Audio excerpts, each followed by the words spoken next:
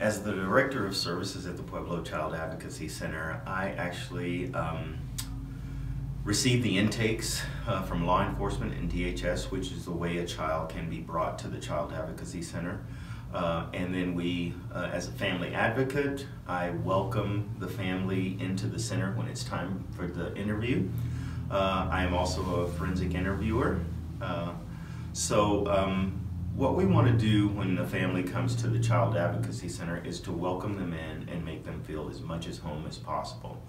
We know that the family has been through a trauma, the child has been through a trauma, so if we can actually welcome them into the blue gingerbread house on the corner, come in where the doors are colorful and the environment is welcoming, we feel like that child can really start to feel comfortable and be able to disclose probably the worst thing that's ever happened to them. So that's what we do, and our main core competency is that we have a forensic interviewer who is specialized, who can meet a child where they are, understand what they've gone through, and allow them to open up and disclose any type of abuse that may have occurred.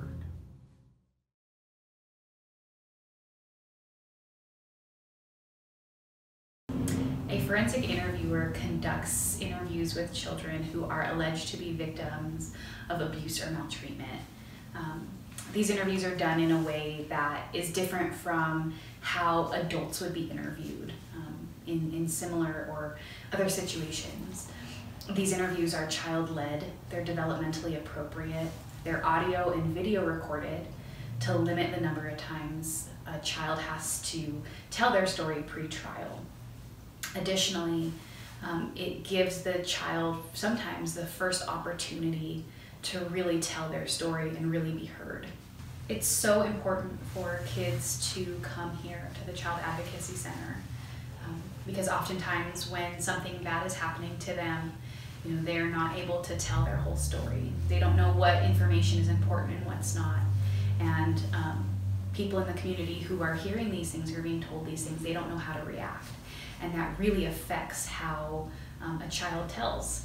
So when they come here, they're meeting with a person who has specialized training and who really cares about what they do and is able to sit there and not react, not carry on, not get upset, not cringe away from some of those harder details. And it really gives a child an opportunity to give as much information as they can and really tell their story. But most importantly, it really allows them to be heard. And oftentimes we see this as the first step in their process for healing and moving past this. The Pueblo Child Advocacy Center is a nonprofit organization.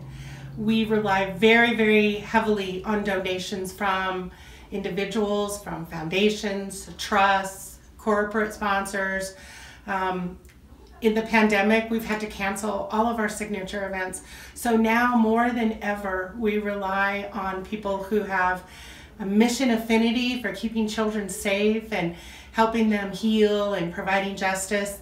And we really hope that you can be a part of that too.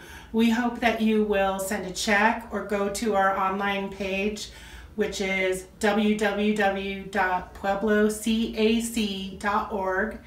Hit that donate button, and every dollar counts towards fulfilling our mission and our promise to children.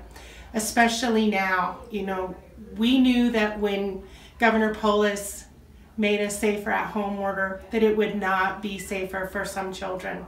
And our caseload has gone up almost 33%. The Pueblo Child Advocacy Center is going to launch a new, exciting campaign where we are awarding people and organizations that exemplify a life of the good work of child advocacy with a cape, a blue cape. Blue is the standard color that recognizes child protection and defense of children.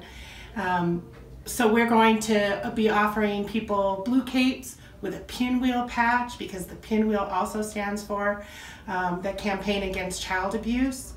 And we want to build an army of capes in Pueblo.